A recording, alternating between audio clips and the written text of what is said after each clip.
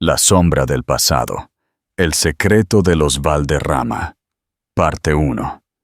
Suscríbete al canal ahora. Antes de comenzar, déjanos un comentario diciéndonos desde qué ciudad del mundo estás viendo esta historia. Nos fascina saber hasta dónde llegan nuestros relatos. Al finalizar, califica la historia del 0 al 10. Empecemos. El diamante en el dedo de su prometida valía una fortuna, pero el mundo de Mateo Valderrama se detuvo en seco cuando, a través del cristal de su lujoso Bentley, vio a la mujer que abandonó hace 2 años por cazafortunas. Ella estaba en una parada de autobús, tiritando de frío y sosteniendo en sus brazos a 2 bebés que tenían, sin lugar a dudas, los mismos ojos oscuros y profundos de Mateo. El millonario comprendió en ese segundo que su vida perfecta era una mentira construida sobre el dolor de sus propios hijos. Madrid estaba sumergida en el frenesí de la Nochebuena. La Gran Vía era un río de luces LED, escaparates dorados y miles de personas cargadas con bolsas de compras de último minuto. El Bentley Continental de Mateo Valderrama se movía con la elegancia de un depredador silencioso entre el tráfico denso.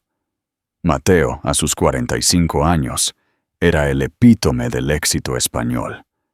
Mandíbula firme, cabello canoso en las sienes perfectamente recortado y un traje de lana italiana que costaba más que el salario anual de muchos de sus empleados. A su lado, Isabela de la Cruz ajustaba su abrigo de bisón blanco. Isabela, de 35 años, era hija de una de las familias más antiguas de la aristocracia madrileña. Su compromiso con Mateo no era solo una unión de amor, sino una fusión de poder. Mateo, te he dicho 3 veces que mi madre espera que estemos en la mansión antes de las 2, dijo Isabela, mirando su reloj Cartier con impaciencia. Sabes que la abuela Victoria no tolera la impuntualidad, especialmente hoy que anunciaremos la fecha de la boda en el Ritz. Lo sé, Isabela. El tráfico está imposible, respondió Mateo con voz monótona. Sus manos, sin embargo, apretaban el volante de cuero con una fuerza innecesaria. De repente, un autobús de la EMT frenó bruscamente delante de ellos, obligando a Mateo a detenerse justo frente a una marquesina de cristal. La nieve empezaba a cuajar sobre el pavimento.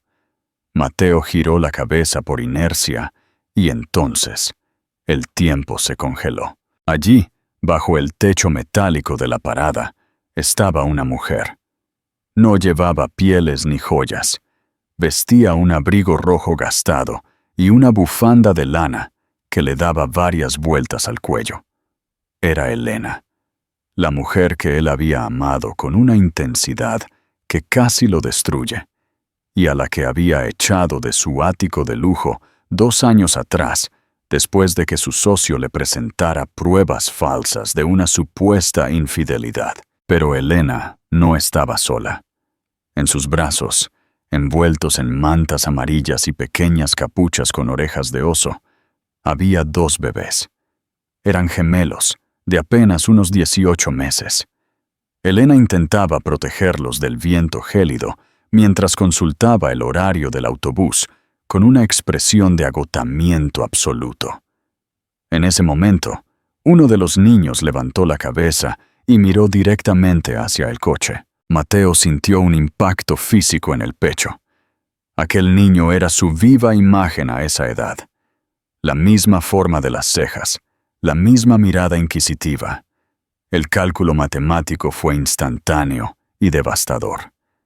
Elena estaba embarazada cuando él la obligó a marcharse bajo la lluvia, acusándola de ser una oportunista. ¿Qué harías tú en ese momento? ¿Bajarías del coche de lujo delante de tu prometida para enfrentar tu pasado, o seguirías adelante para proteger tu estatus? Dale like a este video si crees que Mateo debe bajarse ahora mismo. ¿Mateo? ¿Qué miras con tanta insistencia?, preguntó Isabela, entornando los ojos y tratando de mirar a través del cristal tintado. Solo es gente esperando el autobús. Avanza. El carril izquierdo se ha despejado. Mateo no podía respirar. El nudo de su corbata de seda parecía una soga. Vio cómo el autobús abría sus puertas y cómo Elena, con un esfuerzo titánico, subía los escalones cargando a ambos niños, sin que nadie la ayudara. Vio su perfil una última vez antes de que las puertas se cerraran. Estaba más delgada, con ojeras profundas, pero conservaba esa dignidad silenciosa que siempre lo había cautivado. «¡Mateo! ¡Por el amor de Dios!», chilló Isabela. «¡Nos están pitando!». Él aceleró, pero su alma se quedó en aquella parada de autobús. Mientras el coche avanzaba hacia el barrio de Salamanca, Mateo solo podía pensar en una cosa. Mientras él celebraba su éxito con champán y diamantes, sus hijos viajaban en un autobús público, pasando frío en la ciudad que él creía dominar. Comenta Justicia si quieres que Mateo lo pierda todo para recuperar a su verdadera familia. Próxima parte. El almuerzo en la mansión Valderrama y el estallido de la verdad, la sombra del pasado. El secreto de los Valderrama, parte 2. Dale a me gusta, ahora mismo.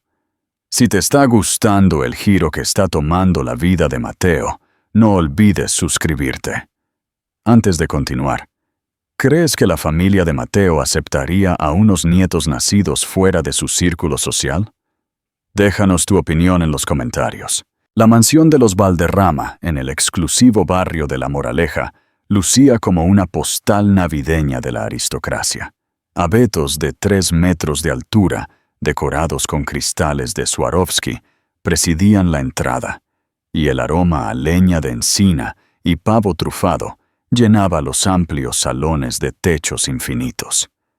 Sin embargo, para Mateo, cada paso sobre la alfombra persa se sentía como caminar sobre brasas. «¡Mateo, hijo! ¡Isabela, querida! ¡Al fin llegáis!», exclamó doña Margarita, la madre de Mateo, una mujer cuya elegancia era tan rígida como sus principios.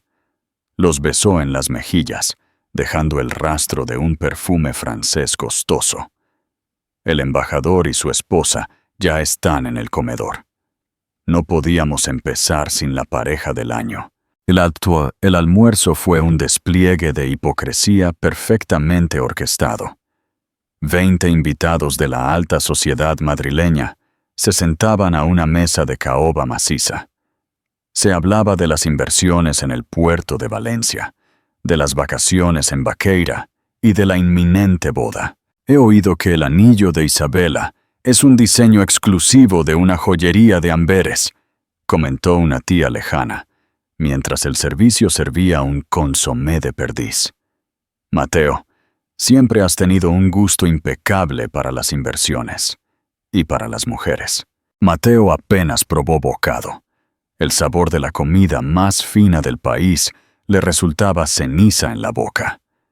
Solo podía visualizar la imagen de Elena, con su abrigo rojo desgastado, tratando de equilibrar a 2 niños pequeños en un autobús abarrotado.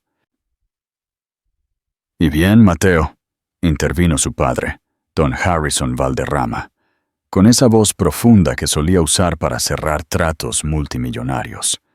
«Tu socio, Rodrigo, me ha dicho que la expansión en Singapur está lista. Hoy brindamos por el futuro de la logística española y por los próximos herederos de este imperio. ¿Te imaginas la presión de tener que sonreír mientras tu corazón está en pedazos?», comenta valiente.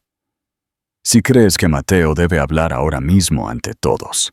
De repente, la pequeña Sofía, la sobrina de 8 años de Mateo, rompió el protocolo con la curiosidad natural de la infancia.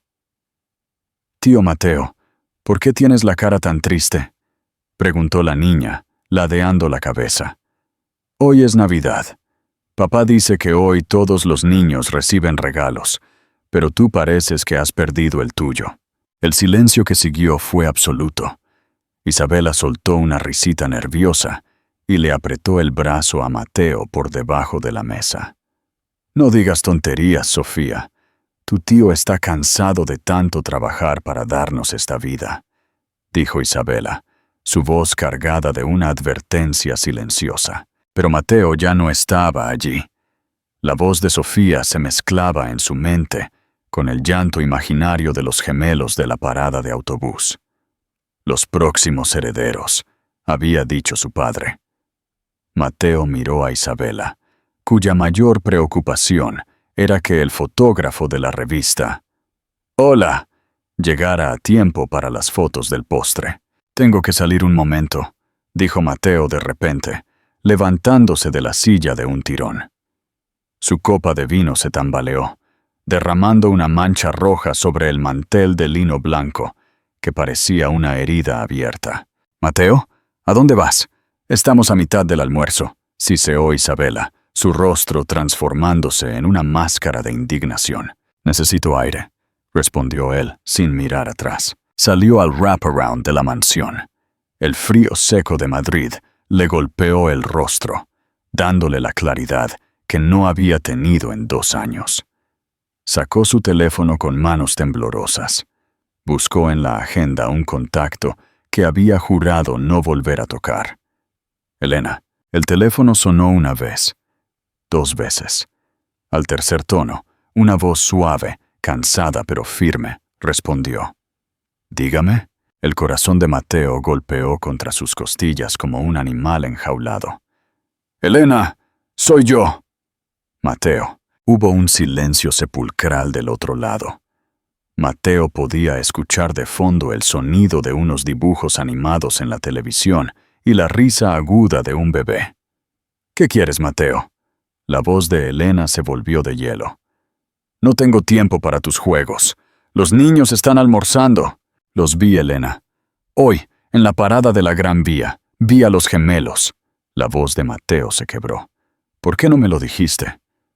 ¿Por qué te fuiste sin decirme que eran 2? ¿Qué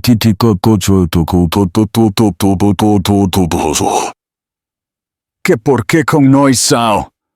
La voz de Elena estalló en un grito contenido de dolor y rabia. «Me echaste de tu casa como si fuera basura, Mateo. Me llamaste mentirosa. Me acusaste de querer tu dinero delante de todos tus amigos poderosos. Me dejaste sola cuando más te necesitaba. No quería tu dinero entonces, y no lo quiero ahora. Mis hijos no necesitan a un hombre que solo ama su propio reflejo. Elena, por favor, no vuelvas a llamarme. Si te acercas a nosotros, llamaré a la policía. Para ti, nosotros no existimos, ¿recuerdas? Así es como tú lo quisiste». El clic de la llamada finalizada resonó en el oído de Mateo como un disparo. Se quedó allí, de pie en la nieve, dándose cuenta de que cada centímetro de su mansión, cada euro en su cuenta y cada aplauso de su familia eran cenizas. Había abandonado su sangre por un orgullo que ahora lo asfixiaba. Suscríbete para la parte 3. ¿Crees que Isabela se quedará de brazos cruzados cuando descubra que hay otros herederos? Deja tu comentario abajo y dinos qué debería hacer Mateo ahora. Próxima parte. Mateo confiesa la verdad ante su familia y la ruptura total con su vida de lujo. Escribimos la parte 3 ahora mismo, La sombra del pasado. El secreto de los Valderrama, parte 3. Dale like al video si crees que la verdad siempre sale a la luz. Antes de seguir, una pregunta para ti. ¿Perdonarías a alguien que te ocultó la existencia de tus hijos? ¿O crees que Mateo se merece este desprecio? Queremos leer tus teorías en los comentarios. Suscríbete para no perderte el final. Mateo regresó al comedor con el rostro pálido y la mirada perdida. El bullicio de la familia Valderrama parecía ahora el ruido de una orquesta desafinada. Isabela lo observaba con los ojos entrecerrados, detectando el rastro de la derrota en sus hombros. «¿Todo bien, Mateo?», preguntó su madre con una sonrisa forzada.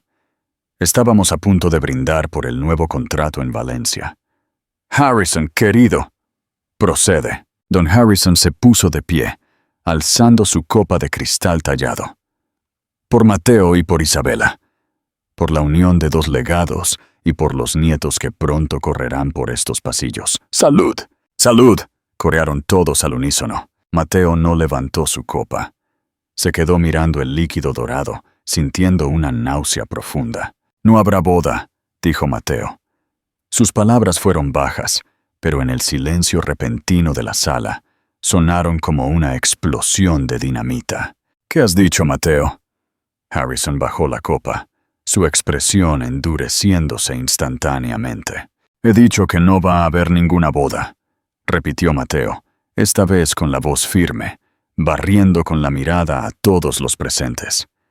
«Isabela, lo siento, pero no puedo seguir con este teatro.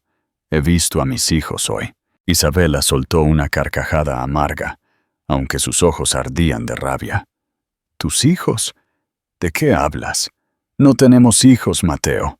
Los tengo con Elena», confesó él, y el nombre de su exnovia cayó como un tabú prohibido en la mesa. «2 gemelos. Tienen 18 meses. Los abandoné porque fui un cobarde y porque permití que los prejuicios de esta familia y de mi socio me cegaran. Pensé que ella buscaba mi dinero, pero hoy la vi. La vi pasando frío en una parada de autobús mientras nosotros discutimos sobre el precio del caviar». Doña Margarita se llevó una mano al pecho, buscando su collar de perlas, como si fuera un ancla de salvación. «Mateo, por Dios, esa mujer era una cualquiera, te lo advertimos. Seguramente esos niños ni siquiera son tuyos. Es un truco para extorsionarnos ahora que vas a casarte con una de la Cruz. Son míos, mamá. Lo sé porque los he visto. Tienen mis ojos, tienen nuestra sangre. Y mientras yo vivo en un ático de 3 millones de euros, ellos viven en un piso de alquiler de 800 euros, en un barrio que ninguno de vosotros se atrevería a pisar. ¿Qué harías tú si tu familia intentara convencerte de que tus propios hijos son una trampa? Comenta sangre si crees que Mateo debe elegir a sus hijos por encima de su herencia». Isabela se puso de pie, su silla chirriando violentamente contra el suelo de mármol. Su rostro, antes perfecto, estaba desfigurado por la humillación. «Me estás dejando plantada en Navidad por una muerta de hambre y 2 bastardos, Mateo. ¿Tienes idea del escándalo que esto va a suponer para mi familia? Lo que me importa es el escándalo de haber dejado a mis hijos sin padre durante 2 años, Isabela. Puedes quedarte con el anillo. Puedes quedarte con la vida que planeamos. Yo ya no pertenezco aquí. Si cruzas esa puerta, Mateo», advirtió don Harrison con una voz gélida que prometía la ruina, «te olvidas del apellido Valderrama. Te quitaré la dirección de la empresa. Te quedarás en la calle como la mujer esa. ¿Estás dispuesto a perderlo todo por un error del pasado?» Mateo miró a su padre, el hombre al que había intentado impresionar toda su vida. Luego miró a su sobrina Sofía, que lo observaba asustada. Finalmente, sacó el anillo de esmeraldas que Isabela había dejado sobre la mesa y lo puso frente a su padre. «Prefiero ser un hombre pobre con alma que un millonario rodeado de fantasmas.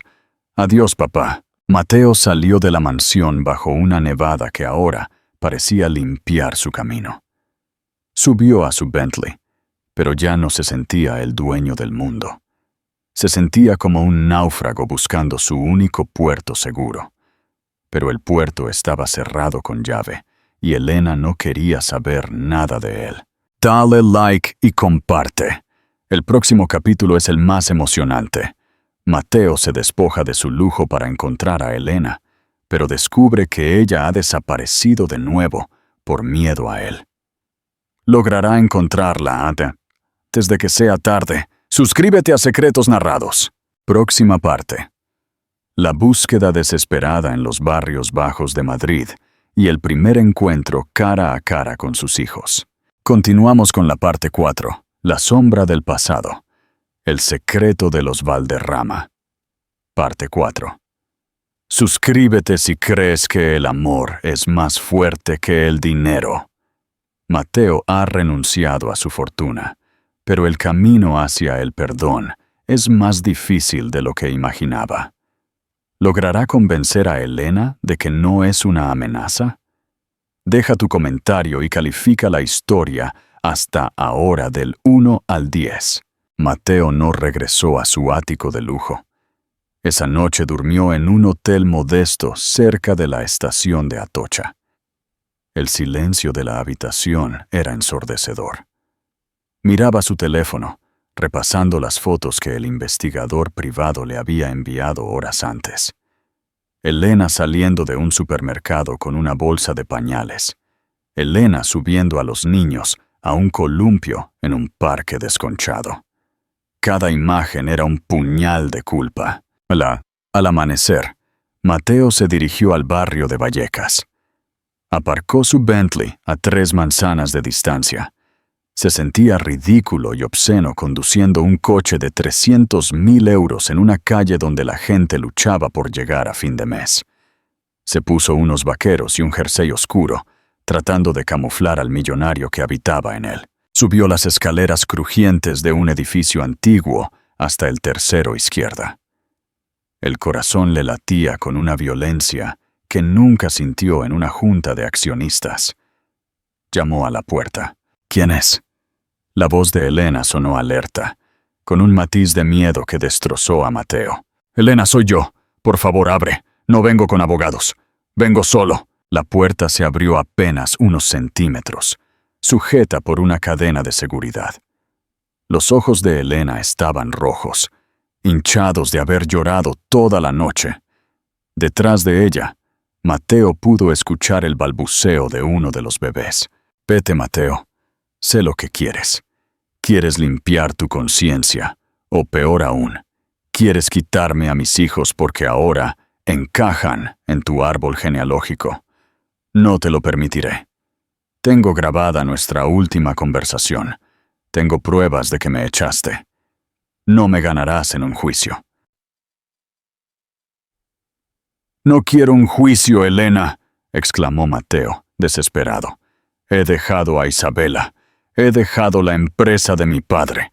He renunciado a todo porque me di cuenta de que nada tiene sentido si tú y esos niños no estáis en mi vida. Elena soltó una carcajada amarga y abrió la puerta de par en par. «Mirar este sitio, Mateo», señaló el pequeño salón, limpio pero humilde, con juguetes de plástico de segunda mano esparcidos por el suelo. «Aquí no hay sitio para un Valderrama. Mis hijos no saben qué es un Bentley, pero saben que su madre nunca los abandonará. Tú eres un extraño con un apellido famoso». En ese momento, un pequeño niño de rizos oscuros apareció gateando desde el pasillo. Se detuvo al ver al extraño y, con una curiosidad infinita, se puso de pie apoyándose en las piernas de Mateo. Sus ojos, oscuros y brillantes, miraron fijamente a su padre. Mateo se quedó paralizado. Era como mirarse en un espejo que viajaba en el tiempo. ¿Qué harías si tu hijo te mirara por primera vez y no supiera quién eres? Comenta perdón si crees que Mateo merece una oportunidad. Mateo se arrodilló lentamente, quedando a la altura del pequeño. Sus ojos se llenaron de lágrimas. «Hola, campeón», susurró con la voz rota. Estiró una mano con cautela, pero antes de tocar al niño, Elena lo tomó en brazos, protegiéndolo. «No lo hagas más difícil, Mateo. Vete. Si realmente los amas, déjanos en paz. Tu mundo de tiburones y prensa rosa solo les hará daño. Ellos son felices con lo poco que tenemos. Elena, déjame ayudarte, no como un millonario, sino como el hombre que solía amarte antes de dejarme envenenar por el orgullo. Ese hombre murió hace 2 años, Mateo. El que queda solo me da miedo». Mateo salió del edificio sintiéndose más pequeño que nunca. Comprendió que Elena no huía de su pobreza, sino de su poder. Para ella, Mateo era un gigante que podía aplastar su frágil felicidad con un solo movimiento legal. Esa tarde, Mateo hizo algo que nadie en su familia habría imaginado. Fue a ver a un terapeuta y por primera vez en su vida lloró. No por el dinero perdido, sino por el tiempo que nunca volvería. Pero el destino le tenía preparada una última prueba. Al salir de la consulta, recibió un mensaje de su hermana. Papá está furioso. Ha bloqueado tus cuentas personales. Dice que si no vuelves con Isabela hoy mismo, te deshereda oficialmente ante notario. Mateo borró el mensaje sin dudarlo. Compró 2 osos de peluche en una tienda de barrio y regresó a la puerta de Elena. No llamó. Se sentó en el escalón de la escalera y esperó. Esperó horas, bajo el frío, solo para demostrar que esta vez no se marcharía cuando las cosas se pusieran difíciles. Dale like para el capítulo final. ¿Podrá la constancia de Mateo romper el muro de hielo de Elena? ¿O será su padre quien logre destruirlo todo primero? Suscríbete a Secretos Narrados. Próxima parte. El desenlace.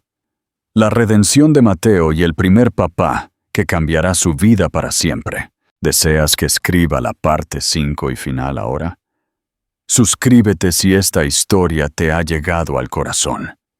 Mateo está a punto de enfrentar su destino final. ¿Logrará el perdón o será demasiado tarde? No olvides dejar tu calificación del 0 al 10 en los comentarios al terminar. Disfruta del final. Mateo pasó toda la noche sentado en la fría escalera del edificio de Elena. Sus músculos estaban entumecidos y el abrigo italiano ya no lo protegía del frío penetrante de la madrugada madrileña. A las 7 de la mañana, la puerta del tercero izquierda se abrió. Elena salió cargando una bolsa de basura, vestida con su pijama y una bata gruesa. Al verlo allí, encogido y con los 2 osos de peluche a su lado, se quedó petrificada. ¿Sigues aquí?, preguntó ella, con una mezcla de incredulidad y lástima. Dije que no me marcharía, Elena, respondió Mateo con la voz ronca. He pasado mi vida huyendo hacia adelante, buscando éxito y poder. Pero esta noche, sentado en este escalón, he sido más feliz que en todas las fiestas de la alta sociedad juntas. Porque estaba cerca de ellos. Porque estaba cerca de ti. Elena dejó la bolsa en el suelo y se sentó en el escalón opuesto, guardando la distancia. Mateo, tu padre me ha llamado esta mañana. Me ha ofrecido una cantidad obscena de dinero para que desaparezca de Madrid con los niños. Dice que si acepto, tú volverás a ser normal. Mateo sintió una oleada de furia, pero la controló. Ya no era ese hombre. ¿Y qué le has dicho? Le he dicho que se guarde su dinero para comprarse una conciencia nueva. Elena lo miró fijamente a los ojos. Pero también le he dicho que no necesito a un millonario arrepentido. Necesito saber si el Mateo que me amaba en aquel ático todavía existe, o si solo es un disfraz para ganar esta batalla. Ese hombre está aquí, Elena, pero está roto, y quiere que sus hijos lo ayuden a reconstruirse. ¿Crees que el tiempo puede sanar una herida tan profunda? Comenta segunda oportunidad, si crees que todos merecemos ser perdonados. En ese momento, desde el interior del piso, se escuchó un llanto. Era la pequeña Lucía. Elena se levantó rápidamente y Mateo la siguió hasta la puerta. Esta vez, ella no la cerró. Mateo entró en el pequeño hogar. El aire olía a polvos de talco y a café recién hecho. Vio a Diego jugando con sus pies en la cuna y a Lucía estirando los brazos hacia su madre. Con el corazón en la garganta, Mateo dejó los 2 osos de peluche en la alfombra. Diego, el más audaz, gateó hacia el juguete y lo abrazó, soltando una risotada que iluminó toda la habitación. «Se parece a ti cuando sonríe», susurró Elena, acercándose a Mateo. «Espero que sea mejor hombre que yo», respondió él. Pasaron los meses. Mateo cumplió su palabra. No volvió a la empresa de su padre. Vendió su Bentley, su ático y sus acciones, donando gran parte a centros de acogida para madres solteras. Con el resto, abrió una pequeña consultoría de logística independiente. Se mudó a un piso humilde en el mismo barrio que Elena.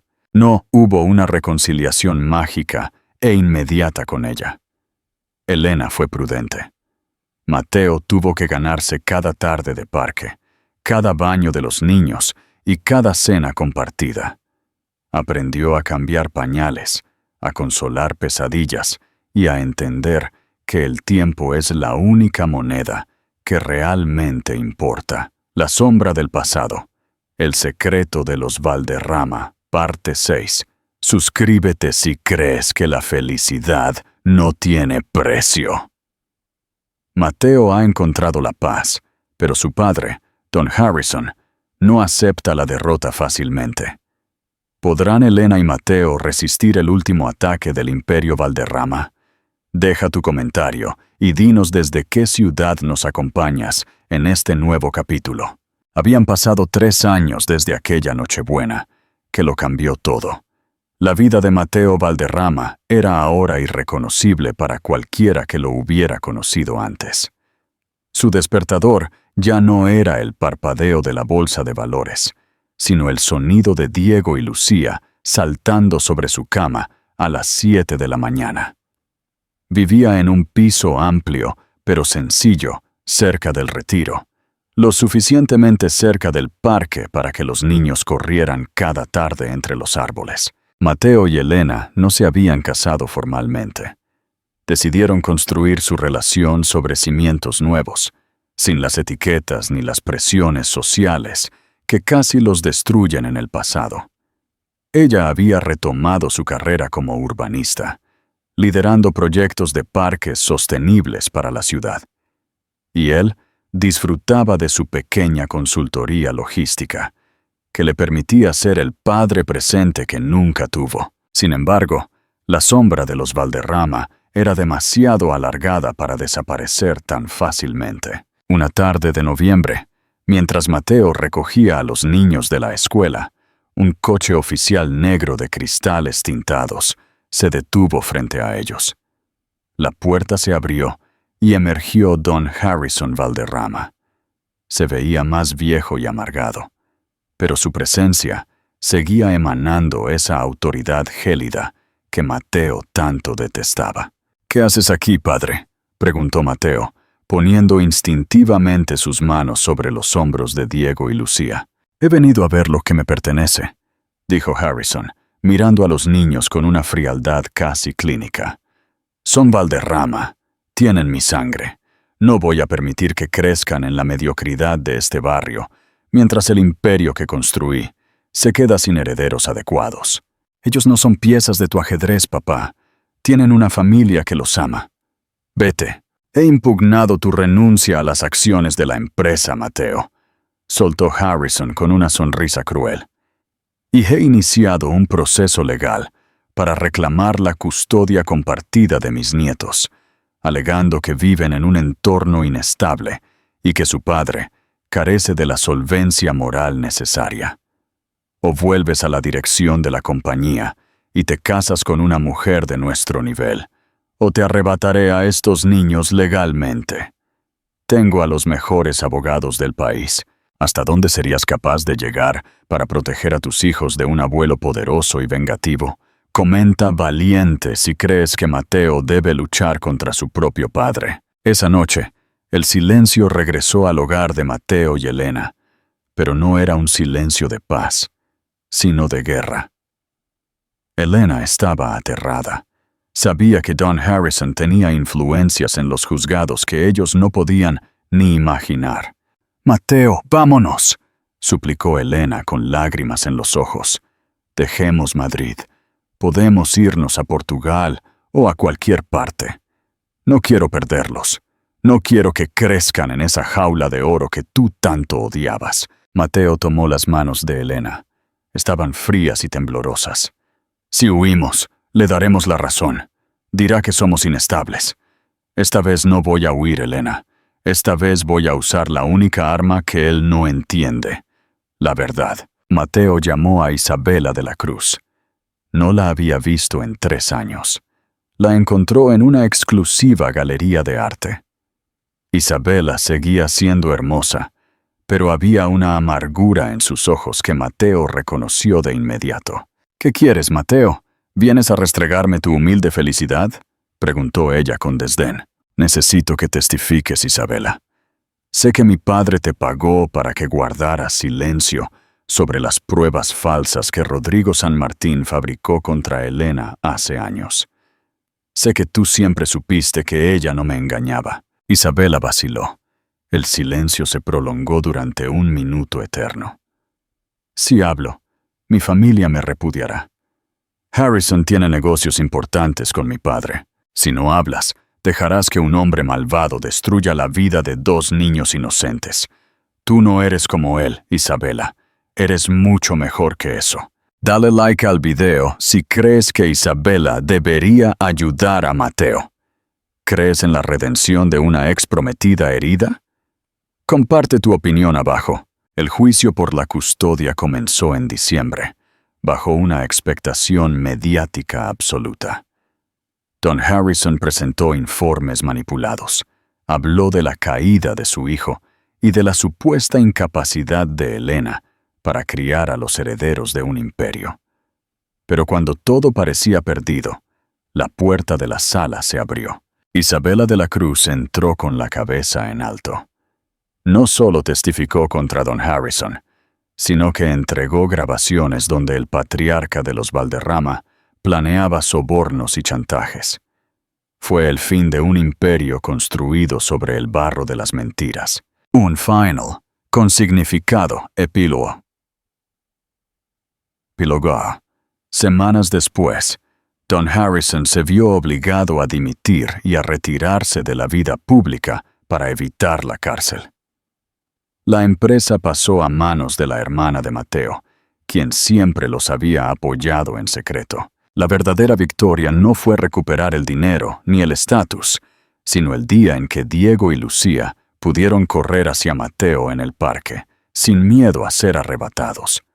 Mateo comprendió que la libertad no es la ausencia de problemas, sino la valentía de enfrentar al pasado para proteger el futuro de quienes amas. El amor verdadero no es solo un sentimiento, es el coraje de defender la verdad cuando el mundo entero prefiere el silencio. Muchas gracias por llegar hasta aquí. Esta ha sido la travesía de los Valderrama. ¿Crees que Harrison merece el perdón algún día? Califica esta continuación del 0 al 10 en los comentarios. Suscríbete a Secretos Narrados para descubrir nuevas historias que desafían el destino. Nos vemos en el próximo video. ¿Te gustaría que escriba la parte 7 sobre el futuro de los gemelos? ¿O prefieres que comencemos una nueva historia hoy? La sombra del pasado. El secreto de los Valderrama, parte 7. Dale like si crees que la sangre siempre llama. Han pasado 12 años. Los gemelos ya no son niños, y el pasado de Mateo regresa de la forma más inesperada. ¿Estás listo para ver cómo termina el legado de los Valderrama? Suscríbete y activa la campana para no perderte el clímax de esta historia. 12 años habían transcurrido con la paz de un río tranquilo. Mateo y Elena habían construido un hogar sólido en las afueras de Madrid, lejos de los focos y las intrigas de la alta sociedad. Diego y Lucía, ahora de 15 años, crecieron conociendo la historia de su padre, pero sin el peso de su fortuna. Diego era un joven reflexivo, un prodigio de la arquitectura, con la misma mirada intensa de Mateo. Lucía, por el contrario, era puro fuego, una líder natural, deportista y con una honestidad brutal que recordaba a la Elena que Mateo conoció en el ático de Malasaña. Sin embargo, el destino tiene una forma irónica de cerrar círculos. Un día, al regresar del instituto, Diego encontró un sobre de seda negra en el buzón. No tenía remitente, solo su nombre escrito en una caligrafía perfecta y antigua. Dentro, una llave de oro y una dirección. Cementerio de la Almudena, Panteón de los Valderrama. «Papá, ¿qué es esto?», preguntó Diego esa noche durante la cena, dejando la llave sobre la mesa de madera que Mateo mismo había restaurado. Mateo sintió un escalofrío. Don Harrison había muerto hacía 5 años en el exilio social, solo y amargado. Mateo no había asistido al funeral, enviando únicamente una corona de flores blancas en nombre de el perdón. «Es de tu abuelo», respondió Mateo con voz grave. «Al parecer, incluso desde la tumba, quiere seguir jugando sus cartas». ¿Debería Diego ignorar la llave o descubrir qué secreto guardó su abuelo hasta el final? «Comenta llave si crees que deben ir al panteón. Queremos saber tu opinión». Acompañados por Mateo y Elena, los gemelos fueron al mausoleo familiar. Al abrir la cripta secreta con la llave de oro, no encontraron dinero ni joyas. Encontraron una caja de madera con una carta y una grabación. La voz de Harrison, débil pero cargada de esa soberbia eterna, resonó en el panteón. «Mateo, creíste que ganaste al renunciar a mi imperio, pero la sangre de los Valderrama no se borra con humildad. Diego, Lucía, esta llave abre una cuenta en Suiza que vuestro padre no puede tocar. Es vuestra herencia, 10 millones de euros para cada uno. Podéis ser los reyes que vuestro padre no se atrevió a ser, o podéis quemarlo todo». El silencio que siguió fue asfixiante. Mateo miró a sus hijos. El mismo dilema que casi lo destruye a él ahora estaba frente a ellos. La facilidad del dinero o la integridad del esfuerzo. «No la queremos», dijo Lucía de inmediato, su voz firme como el acero. «Hemos visto a mamá trabajar por cada parque que diseña. Hemos visto a papá ser feliz sin escoltas. Ese dinero huele a soledad». Pero Diego no respondió de inmediato. Miraba la llave con una mezcla de fascinación y duda. «Papá, con este dinero podríamos construir el centro de ayuda para madres que siempre soñaste. Podríamos hacer algo bueno con el mal que hizo el abuelo. ¿El dinero es intrínsecamente malo o puede ser una herramienta de redención en las manos adecuadas? Dale a me gusta si crees que Diego tiene razón». Mateo puso una mano en el hombro de su hijo. «Diego, ese dinero fue el precio del dolor de tu madre y de mi cobardía. Si decides usarlo, debes estar seguro de que tú posees al dinero, y no al revés. Porque el legado de los Valderrama no es el oro. Es la capacidad de elegir quién quieres ser». Aquella noche, los gemelos tomaron una decisión que cambiaría el futuro de la familia para siempre. No aceptaron la herencia para lujos personales. Diego y Lucía crearon la Fundación Elena Quiroga, dedicada a proteger a mujeres y niños en situaciones de vulnerabilidad, las mismas que Elena sufrió hace años. El final definitivo, un legado de luz. 18 años después de aquel encuentro en la parada del autobús, Mateo Valderrama se sentó en un banco del parque que su hija Lucía había diseñado. A su lado, Elena apoyaba la cabeza en su hombro. Vieron a Diego inaugurar el primer complejo de viviendas sociales, financiado con la herencia que Harrison pretendía usar para corromperlos. Mateo sacó de su cartera la vieja foto que Jessica le dio años atrás. Lily y Rose, ahora Diego y Lucía, jugando en el arenero. Comprendió que el círculo se había cerrado. La verdadera herencia no es lo que dejamos en el banco, sino lo que grabamos en el corazón de nuestros hijos. El secreto de los Valderrama ya no era una mancha de vergüenza, sino un testimonio de que incluso desde la oscuridad más profunda, se puede caminar hacia la luz, la sombra del pasado. El secreto de los Valderrama, parte 8. Dale like si crees que el amor verdadero es eterno. Han pasado décadas, Mateo y Elena han envejecido juntos, pero un último secreto emerge desde el pasado de Doña Victoria. ¿Estás listo para el cierre definitivo de este legado? Suscríbete y déjanos un comentario con la palabra eternidad, si has seguido esta historia desde el principio. El sol de otoño bañaba con un tono dorado los jardines de la casa de campo en la Sierra de Madrid.